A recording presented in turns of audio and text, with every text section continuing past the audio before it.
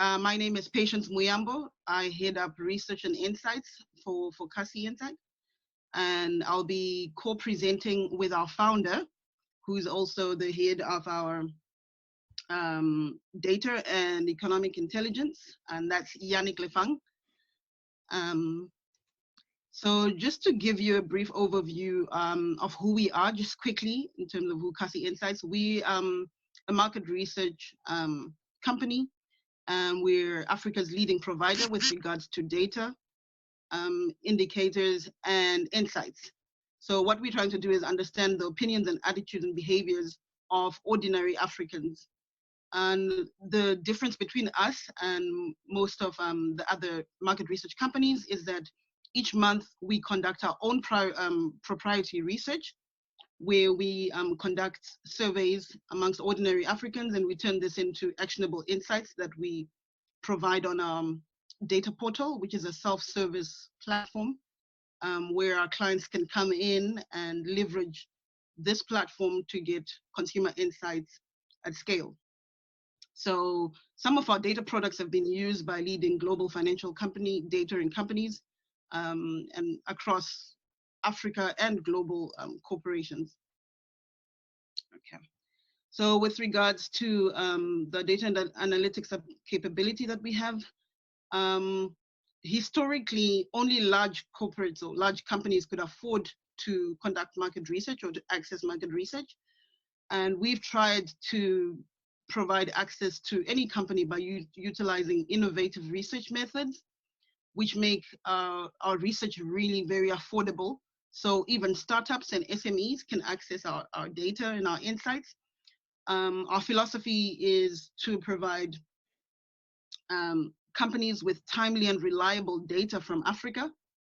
And previously, a lot of companies had challenges with accessing reliable data from Africa that's consistent. So we survey across 8 different markets, and we've built quite a huge data set over 5 years.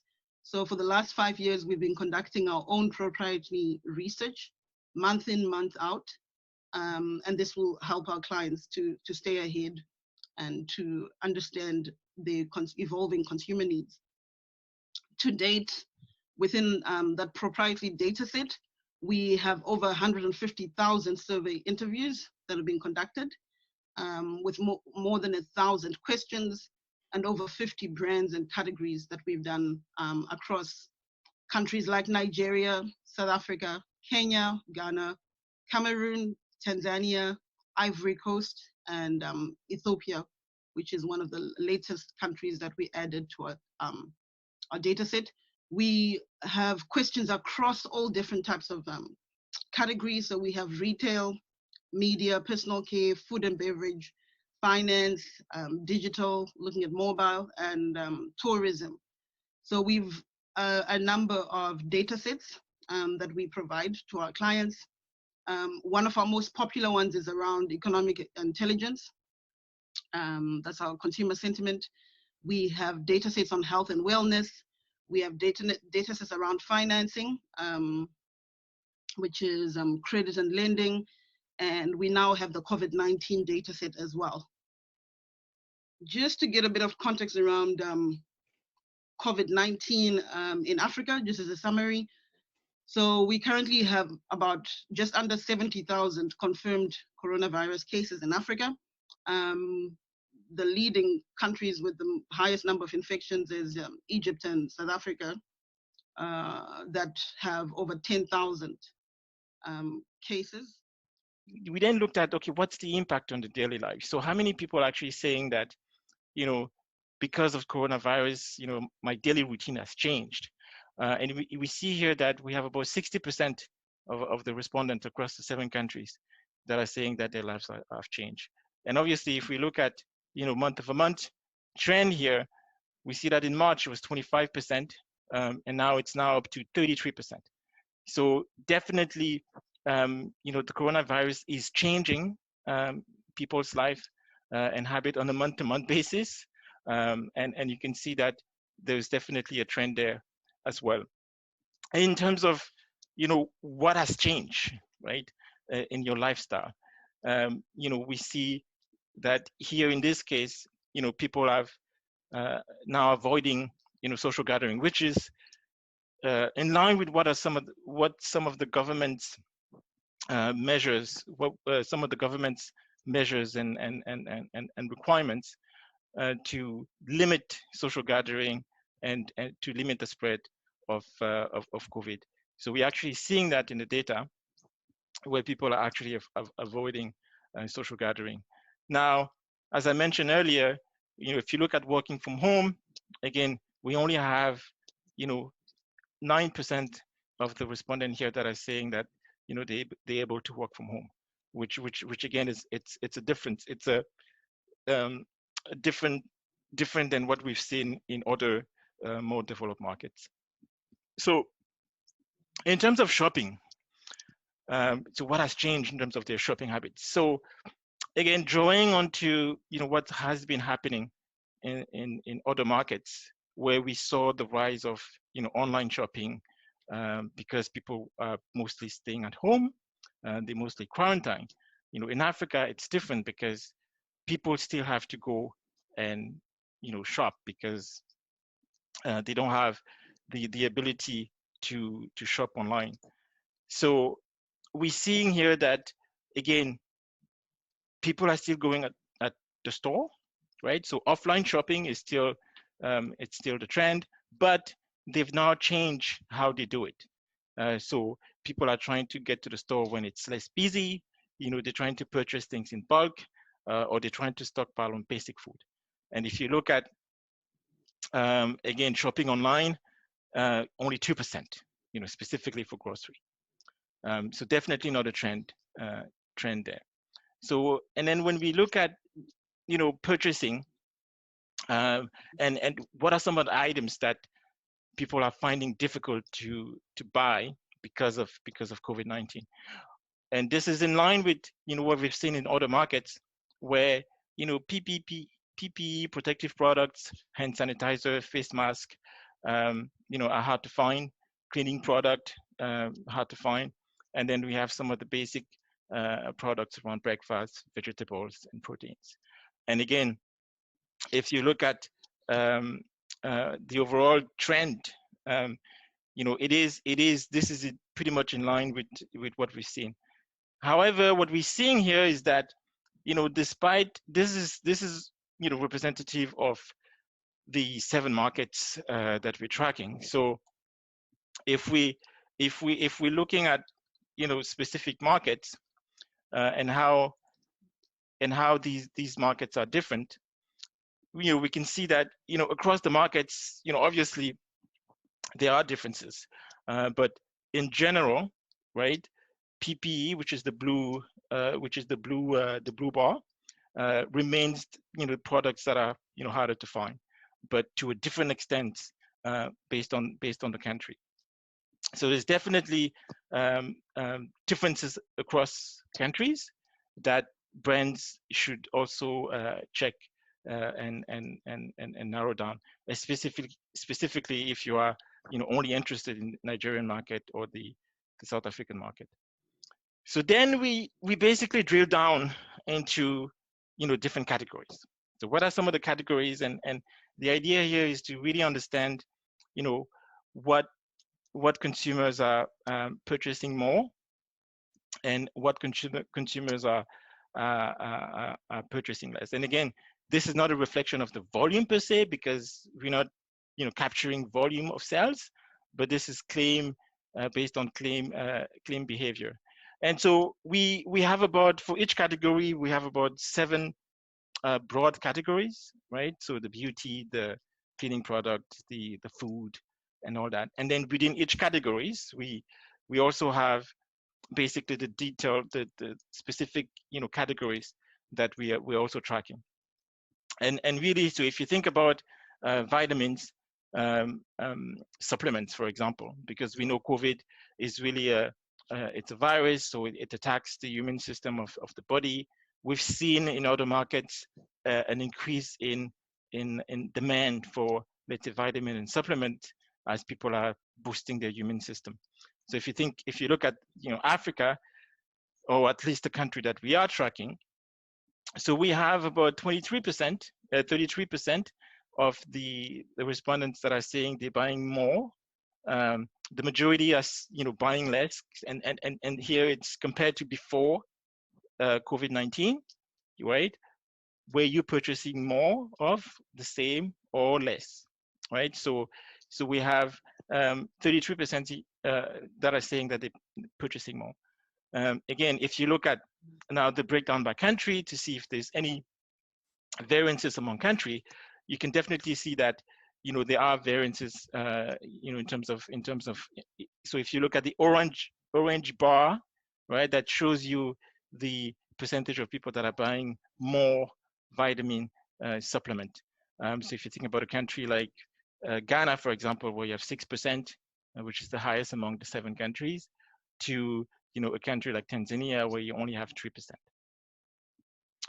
Now, so we also looked at cleaning product, right? Again, if you want to look at high level, what consumers are telling us is that 37% of them are saying they're buying more of these cleaning product, and obviously when you look at the country, the country breakdown, you definitely see that in Tanzania, for example, you have 90% of the respondents that are purchasing more cleaning products compared to Kenya, what is 55%, or Nigeria, 41%. So we definitely see that these categories across markets, different purchasing behavior. And as we track these change month over month, we will see as the crisis evolve how these purchasing behavior are changing, and how brands can basically adapt. So looking at, for example, medicine, natural remedy, which again, we've seen with a lot of misinformation about COVID in Africa, or a lot of doubt about the science or the vaccination and things like that. How are people actually, what are they doing in terms of using natural remedies, for example? And here you have about 30% that are saying that they're buying more. And then across country, obviously, we have to look at the variances. The beauty, as patients mentioned earlier, given the fact that a lot of the people, the continent is probably in a recession already, discretionary income is dropping. So a category like beauty, for example, we definitely see here that we have 34% of people that are saying that they're purchasing less compared to more, right? So this is definitely a product that is less on demand. But again, there could be opportunities, right, in some of the markets, because again, Africa is not one market.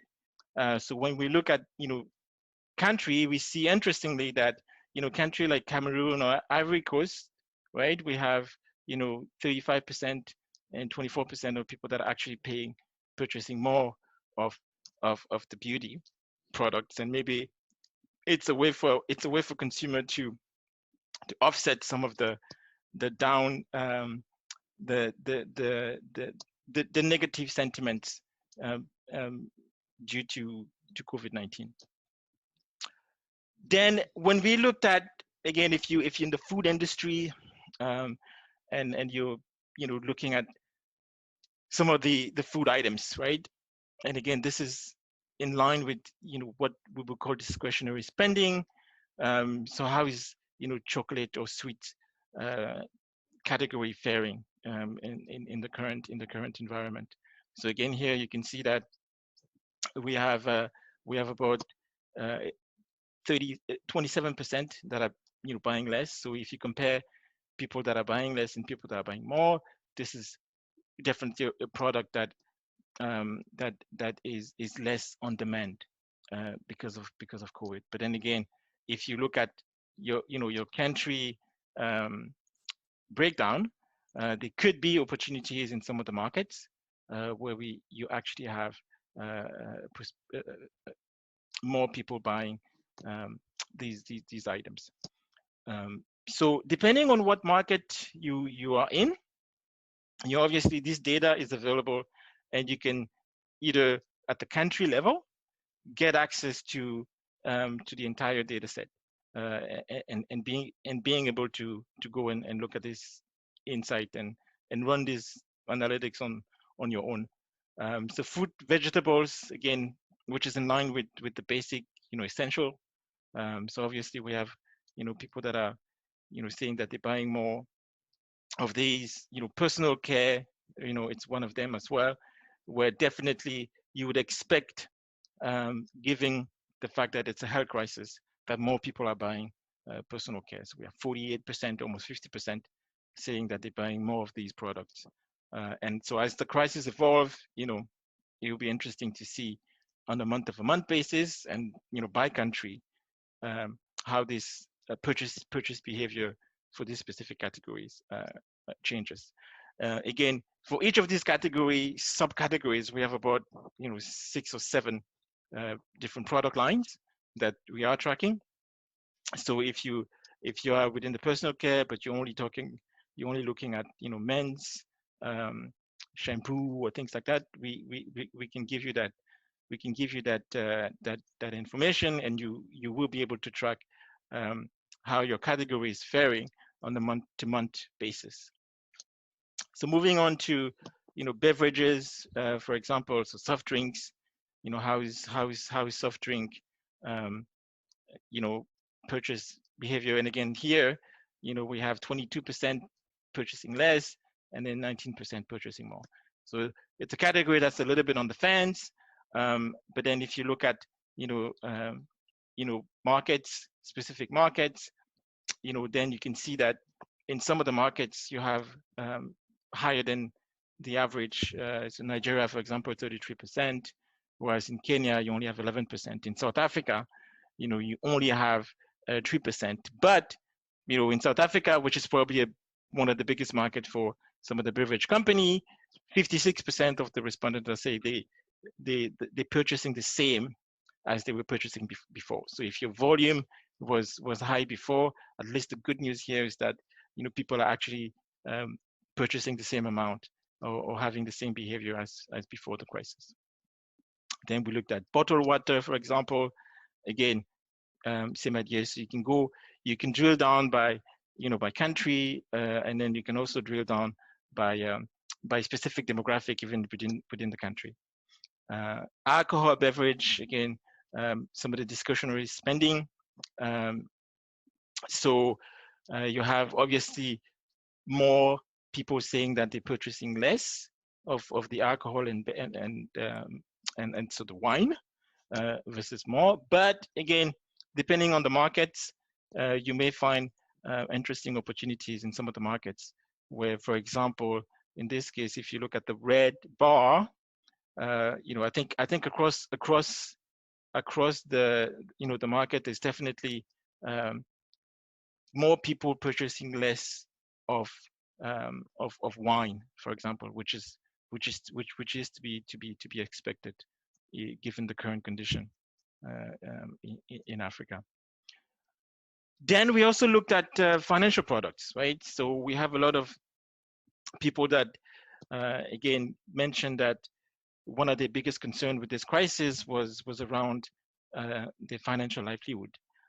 So the ability to get a loan, for example, and we see that in this case, for example, you have 33% of the respondents that are now getting less of these. So people are definitely reducing the amount of debt that they're taking on, which is to be expected as people are reducing expenses. They're more aware of the impact of the crisis to their household income and their expenses. On the other side, when you look at mobile money, for example, right, you have about 40% of people now that are using more mobile money, and this is expected because, as you can see, due to the COVID and the spread of the virus, a lot of consumer now are not willing to use cash because they're afraid of the transmission. So as a result, we see an increase in the use of digital money, and mobile money is one of them. And interestingly here, for mobile money, if you think about markets, where do we have the biggest demand or the biggest increase? It's in Ghana, right? So you have Ghana 13%. We know Kenya, which is a mobile money um, giant in Africa. You would expect that, but you see that in Ghana, which is I would say like a tier 2 mobile money market. There's a big increase in Tanzania as well. I mean, South Africa, you would expect, because of the penetration of credit cards, and it's a more mature market in terms of the banking sector. So you would expect that in South Africa, because they already have, they use the cards and everything, that mobile money wouldn't be an added value for them during the crisis. So that's really, if you think about categories, right, what we're covering. And again, this is just some of the categories that we have. We're covering a lot more than that. And again, from a month-over-month basis, we are tracking purchasing behavior for each of these category, and you can have that information again on a month-to-month basis, but also for your own market, specific markets. And then even within the specific market, we can also give you a breakdown by demographics. So if you're interested in knowing, how these metrics are changing from a gender, age, perspective, we also have that information.